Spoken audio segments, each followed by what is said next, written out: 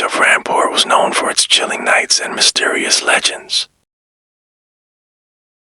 The ancient banyan tree. The villagers believed it was cursed.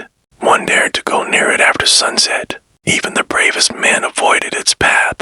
The elders often warned the children, "Never look at that tree at night, or it will look back at you." They said a woman's spirit was trapped inside, crying every night beneath the moonlight. But one man wasn't afraid. Aarav, a journalist from the city. He had come to Rampur to film a documentary on haunted places and real-life horror stories. He had heard whispers about the haunted banyan tree and decided he would uncover the truth behind it. The villagers begged him not to go, saying, "That tree doesn't like strangers." Aarav just smiled, thinking it was all superstition.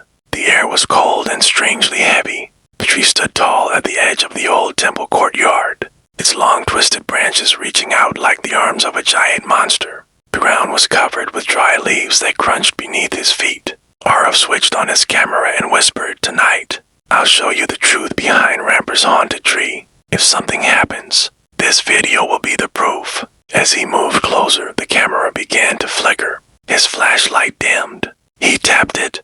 It flickered back on, but the light barely reached the roots of the tree. Suddenly, he heard a faint whisper behind him, "Why have you come here?" Aarav froze. His heartbeat quickened.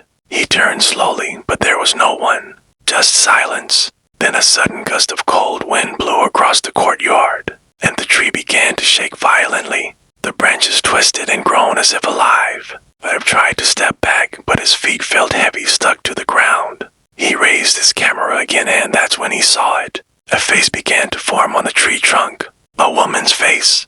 Pale skin, dark eyes glowing faintly, and lips that trembled as if she were trying to speak. "Why did you disturb me?" she whispered. Her voice was low but echoing like it came from deep inside the earth. Aarav stumbled backward, gasping for breath. He screamed, but no sound came out.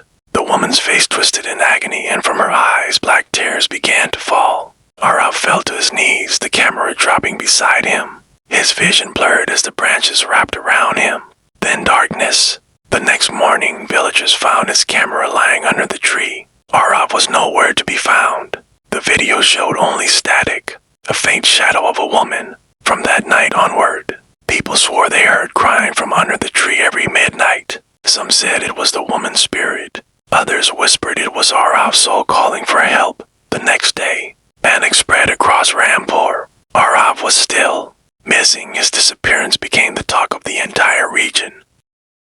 But a few villagers swore they saw a light near the banyan tree that night, followed by a scream that froze their blood. The village chief called the police, but they found no clues, only blood stains near the roots of the tree. That night, the entire village was terrified. Mothers locked their doors and prayed.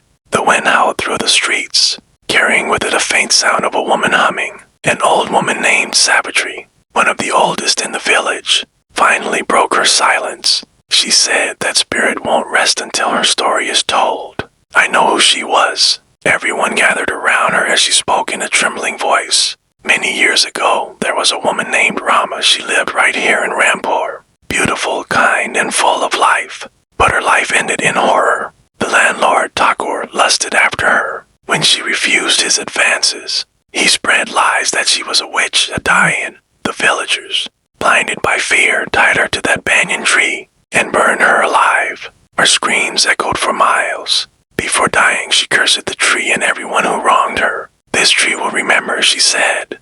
"It will punish those who commit injustice beneath its shade." The crowd fell silent. Tears filled some eyes, fear filled others. Just then, a loud scream came from outside. Everyone ran toward the sound. The landlord's grandson, who had secretly gone near the tree, was lying unconscious on the ground. His body was covered with strange burn marks as if the roots had wrapped around him. When he regained consciousness, he whispered, "She's back. She's watching." That night, Savitri gathered everyone in the temple and said, "We must free her soul. She wants peace, not revenge. But someone must tell her truth." No one dared to speak until someone brought Aarav's camera. The villagers played the last recording, and Aarav's faint voice echoed, "If you're watching this, know that she was innocent. Set her free and the curse will end."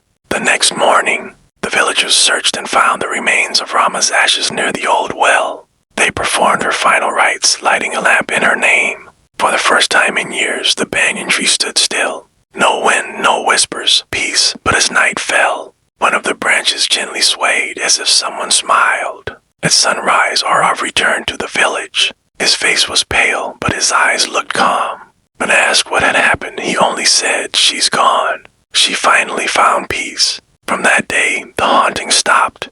But the villagers still say, if you go near that banyan tree at night, you'll smell the fragrance of jasmine and hear a soft woman's voice humming in the distance. It's Rama, watching, waiting, protecting the truth.